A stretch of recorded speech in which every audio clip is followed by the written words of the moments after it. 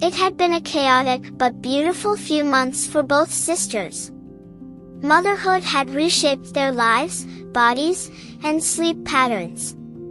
They leaned on each other constantly, a bond forged deeper through shared experiences of diapers, cluster feeding, and postpartum fog. Though just 3 years apart, they had always been each other's anchor. So when her younger sister, exhausted from the demands of new motherhood, asked for a favor, to watch her 4-month-old overnight, she didn't hesitate. She'd done it before with her own 6-month-old, and her home was already baby-proofed. A quiet night with 2 infants wouldn't be easy, but she thought it was manageable. Her sister arrived with a carefully packed bag, diapers, wipes, 2 changes of clothes, and several small bottles filled with pumped milk. "She's never actually had a bottle before," she admitted offhandedly, smoothing the baby's wispy hair. "But it should be fine. She'll take it. She's a good eater." With a grateful smile and a tired hug, she was gone. The first few hours passed calmly. The cousins, unaware of their shared genes but familiar with each other's scents, played quietly before dozing off. It wasn't until just past midnight that the trouble began. Her niece stirred first, fussing with growing urgency. She warmed a bottle, checked the temperature carefully, and nestled the baby in her arms. But the moment the nipple touched the baby's lips, she recoiled and screamed. Not a tired fuss, but an agonizing wail that rang through the quiet night like an alarm bell. She tried again. Adjusting angles. Coaxing. Singing softly. Walking while feeding. Nothing worked. Her own baby stirred in his bassinet, disturbed by the cries of his cousin. Panic crept in. She sent a message to her sister, "She won't take the bottle. I'm trying everything." No reply. The minutes crawled. She tried a spoon, dabbing small amounts into the baby's mouth. The baby choked, spat, screamed harder. Her own baby now cried too, distressed by the noise. She was alone with 2 infants, one inconsolable, the other hungry again. Another message. "I don't know what else to do." No reply. She sat, trembling, in the dimly lit nursery. Her shirt was damp with spit up and milk. The crying didn't stop. Her maternal instinct roared louder than reason. Her own milk let down painfully at the sound of the hungry wail. She hesitated, thought of her sister, the unspoken boundaries. But then she looked into the flushed, sobbing face of her niece, red with exhaustion and hunger. She breastfed her. The child latched immediately, as if she had been waiting for it all along. The cries turned into soft whimpers, then silence. Her niece fell asleep against her chest, finally at peace. Hours passed. Her sister didn't respond. The second feeding came at dawn. Again, no answer. And again, she nursed the baby. It wasn't until mid-morning, after sunrise had painted the walls in gold, that her sister replied. But it wasn't gratitude or concern in the message. It was fury. "You had no right. I would have figured something out. That's completely over the line. No thank you." No, was she okay? Only anger. When she came to pick up the baby, her sister's eyes were cold. She took the child wordlessly, packed the bag, and left. Not a single glance back. Now, the house was silent again. Her baby napped soundly. But her chest felt hollow. She kept replaying the night, each scream, each unanswered message, each instinctual decision. She had saved her niece from hunger. But in doing so, she might have broken something sacred between sisters. And now, all she had were questions. Would her sister forgive her? Did she go too far? Or had she simply done what any mother would do when another child was in pain? Days passed. The house no longer echoed with cries, but something heavier lingered, an absence. Her sister's silence was louder than any screaming infant. It seeped into the quiet moments, like a tension she couldn't shake. They had never gone this long without speaking, not even during college fights or teenage standoffs. Now, every unread message, every moment without a reply, confirmed the worst. This wasn't just a disagreement. It was a fracture. She had rehearsed what she'd say a dozen times. She drafted long texts, deleted them, picked up the phone, put it down. Her sister had always trusted her. They had been each other's safe space, especially during pregnancy. But now, a line had been crossed, one neither of them had prepared for. Guilt clawed at her, but so did indignation. What else could she have done? Let the baby cry through the night? Let her go hungry? Wait until she passed out from exhaustion? Her own baby had suffered through that night too, his sleep shattered, his mother stretched thin trying to soothe two infants. And yet, no one had asked if she was okay. Meanwhile, life continued. Diapers needed changing. Bottles needed sterilizing. Her son was learning to sit up, his giggles a needed relief. But every moment of joy was dimmed by the cloud over her relationship with her sister. Then came the first sign. A photo posted on social media. Her sister's baby, smiling in a pink onesie, captioned, "My strong little girl. Only mama's milk." The words stung more than intended. They weren't just an update, they were a statement. A boundary drawn in pixels. And suddenly, she realized, her sister didn't see what happened as a necessity. She saw it as a betrayal. Her hands trembled as she scrolled past. The urge to explain herself swelled again, but no message would fix what pride and hurt had already tangled. The next weekend, she saw her niece again, but from afar. Their cousin's baby shower brought them all together. Families mingled, laughed, passed gifts.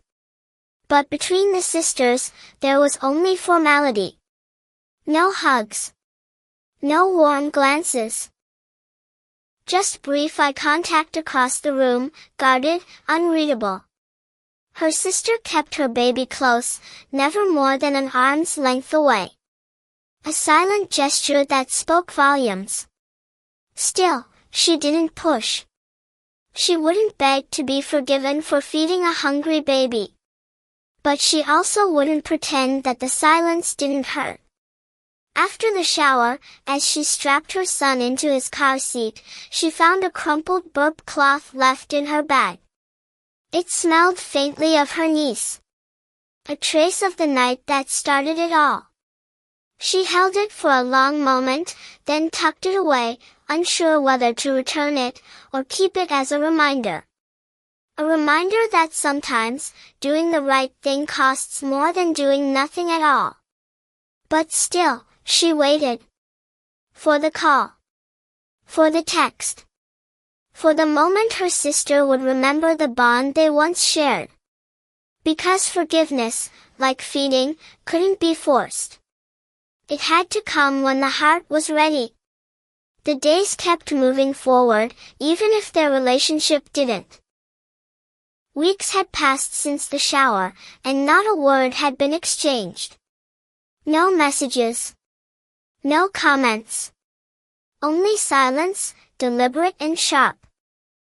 And yet, the bond between sisters doesn't vanish easily. It stretches, thins, but it holds, especially when woven through years of shared rooms, whispered secrets, and the brutal, beautiful chaos of new motherhood. She knew her sister was still angry.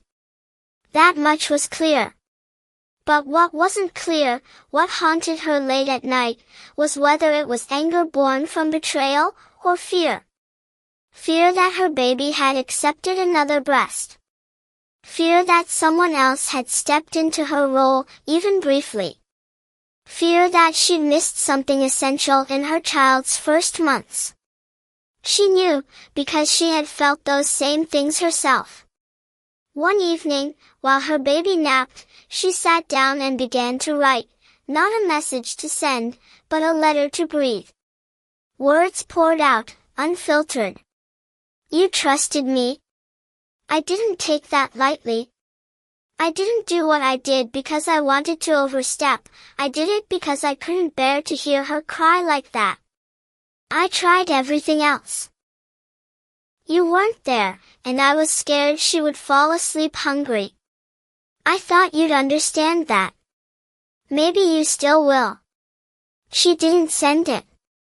Instead, she folded it into her journal, beneath a photo of the two of them from before the babies came, sunburned and laughing at the beach, years ago.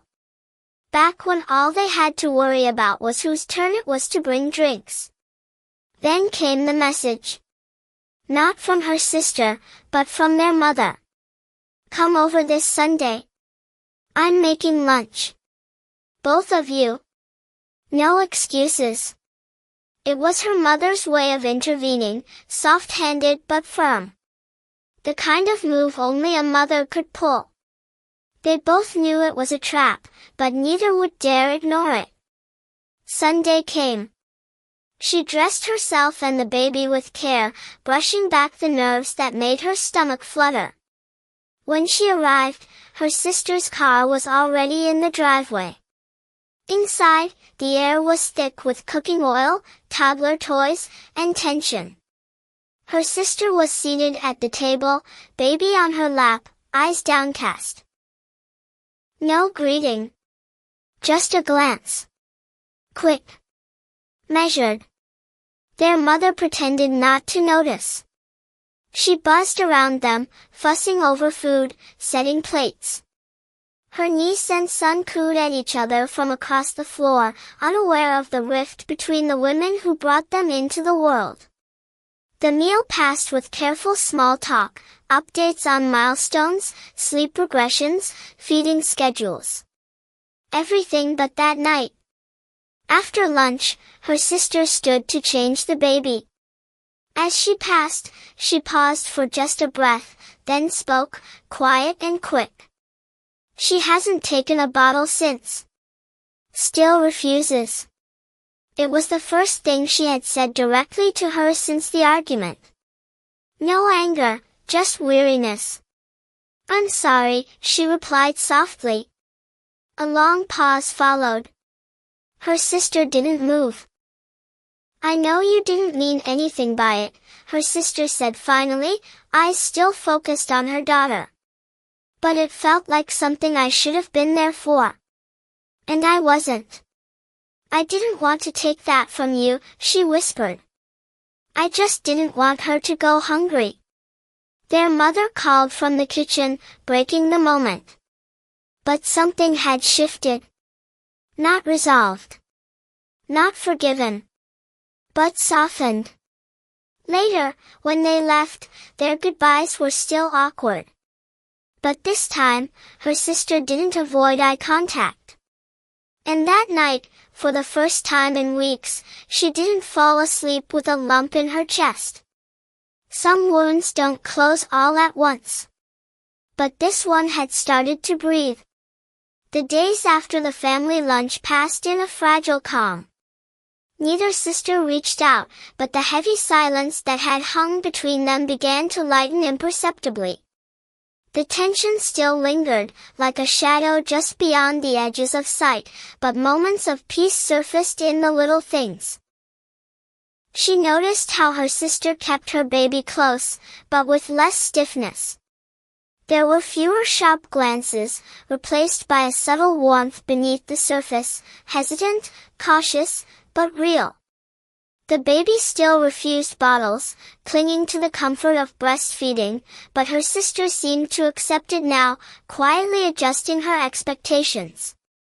Her own son, too, was changing, growing stronger, more curious. Watching him, she understood more deeply the weight of motherhood, the relentless exhaustion, the sacrifices, the small victories that went unseen. She found herself thinking less about right and wrong, and more about the fragile threads that held family together. The shared history, the intertwined lives that couldn't be unraveled by a single night, no matter how fraught. Days melted into weeks. Visits became less formal, more natural. Babies slept in their cribs while the sisters sat side by side, nursing or chatting softly, letting the distance between them shrink without forcing it. The bond hadn't fully healed, but it was no longer broken. It was simply waiting. Waiting for time to work its quiet magic. The sun rose and set several times, marking the passage of weeks since that uneasy family lunch where the unspoken rift had first shown signs of softening. The house, once heavy with silence and tension, now felt like a fragile balance between distance and connection, a space where both sisters cautiously tested the waters of reconciliation. She noticed the subtle shifts in her sister's behavior with a keen sensitivity that only those deeply intertwined could perceive. The rigid defensiveness that had guarded every interaction was slowly melting, replaced by moments of tentative warmth and vulnerability. Her sister no longer flinched at the sight of the bottles she brought or the mention of feeding schedules. Instead, she seemed to accept the reality that her baby's bottle refusal was part of their new normal. The baby, still insistent on breastfeeding, clung to her mother as if seeking not only nourishment but reassurance and comfort in a world that had recently felt uncertain. Her tiny hands curled instinctively around her mother's fingers, the soft, rhythmic suckling a balm to both infant and mother. Watching this, she understood better than ever how motherhood was not simply about feeding or caring, it was about the invisible, unspoken bonds of trust and presence. Her own 6-month-old son, growing fast and curious, mirrored this progression in his own way. His first tentative sits, the joyful gurgles as he discovered his hands, the fascination with the colorful toys dangling above his crib, each milestone was a reminder that life, even when messy and complicated, moved forward. Through him, she saw the resilience required to mother a child, to carry on despite exhaustion and doubt. The nights were still long and often interrupted. The cries of two babies could pierce the quiet, echoing through the small rooms of their shared world. Yet, even in those moments of fatigue and frustration, a newfound patience anchored her spirit. She no longer felt the same sharp pang of guilt or desperation she had felt during that first overwhelming night. Instead, there was a steadiness born of experience, and the painful, humbling knowledge that sometimes, there were no perfect answers. Occasionally, their paths crossed unexpectedly. At the playground where the babies could stretch their legs, or during hurried coffee runs when both needed a break from the relentless demands of infancy. These brief encounters were no longer strained but marked by subtle smiles and shared glances, a silent acknowledgement that the rift, while still healing, was beginning to close. The shared history of their childhood, the late-night whispers, the secret handshakes, the countless moments of laughter and tears, had not been erased by weeks of silence. Those memories lingered like soft light beneath layers of hurt, waiting for the moment they could shine again. And slowly, they did. In the quiet corners of her home, she found herself reflecting on the complexity of sisterhood. It was a dance of closeness and boundaries, of fierce loyalty and painful misunderstandings. The night she had fed her niece against her sister's wishes was not a story easily told or forgiven, but it was a chapter in a much larger narrative of love and sacrifice. She began to understand that forgiveness would not come from a single apology or explanation. It was something to be earned in the quiet moments, the times she showed up without expectation, the times she listened without judgment, the times she simply held space for her sister's pain and pride. Her sister's return to breastfeeding her daughter exclusively, despite her reservations, was not just a decision about feeding. It was a way of reclaiming a piece of herself in a time when she had felt powerless. And she respected that, even as she quietly carried the memory of that night when she had stepped in to soothe the child's hunger. The days grew warmer, and with the changing seasons, so did the atmosphere between them. They began to share more than just the responsibilities of motherhood. There were moments of laughter over shared stories of sleepless nights, of baby teeth breaking through gums, of the small victories in coaxing a child to nap or try a new food. Theirs was a silent healing, more felt than spoken. It was in the way her sister would glance her way and smile when their babies reached for each other's hands. It was in the way she offered to help with a diaper change or a quick run to the store without fanfare or complaint. One afternoon, while sitting on a park bench, watching the babies explore the grass and flowers, she caught herself marveling at how far they had come. The babies, once fragile and dependent, were growing stronger every day. The sisters, once estranged by fear and misunderstanding, were slowly rebuilding trust, not through grand gestures, but through the quiet constancy of shared life. At home, the routine became a rhythm that eased the tension. Feeding schedules aligned, nap times coordinated. She learned to prepare bottles with patience, her sister learning to accept help when needed. The battle over the bottle refusal became less a source of conflict and more a shared challenge they faced together. In the stillness of the night, when both babies finally slept, she often found herself staring out the window, thinking about the fragility of family. The delicate thread that connects siblings can fray under strain, but it rarely breaks completely. And in the spaces where words fail, love often finds a way to persist. She began to write again, letters to her sister she never sent, notes to herself to remind her of the strength required to forgive and to ask for forgiveness. These pages became a sanctuary for her hopes and regrets, a private testament to the journey they were both on. Her sister, too, was changing. The cold distance softened into a quiet presence. Though she remained guarded, there were signs of vulnerability, moments when she lingered after a visit, a hand resting briefly on her sister's arm, a glance that spoke of unspoken apologies. The tension hadn't evaporated, but it had shifted. No longer a sharp divide, it was now a quiet bridge, fragile, but standing. She understood that this was not the end of their story. There would be bumps, setbacks, and moments of doubt. But there was also hope that the bond they shared as sisters, mothers, and women could withstand the trials that motherhood and life inevitably bring. And as the babies grew, so too did the love between the sisters, steady, imperfect, but real. A quiet bridge spanning the distance, built one small step at a time. Weeks folded quietly into one another, marked by soft rhythms and slow rebuilding. The sharp edges of the argument that had divided the sisters began to dull, replaced by tentative routines and small gestures that spoke louder than words ever could. Their days settled into a fragile pattern of shared responsibility.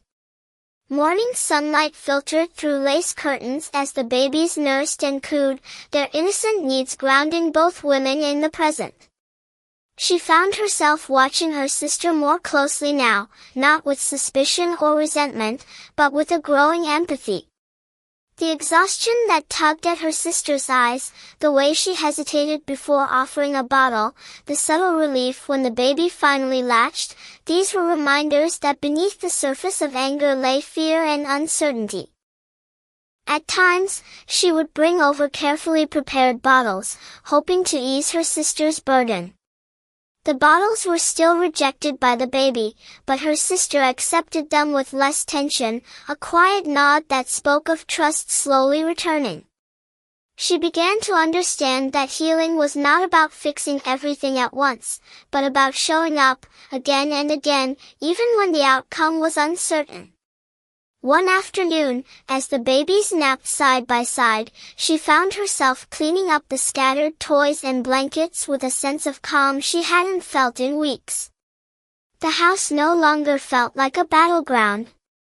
Instead, it held the echoes of laughter, the soft sounds of lullabies, and the steady presence of family slowly knitting back together.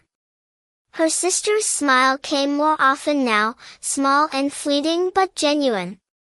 They shared looks over cups of cold coffee, exchanged knowing glances when a baby's cry pierced the quiet, and began to lean on each other in ways that felt new but necessary.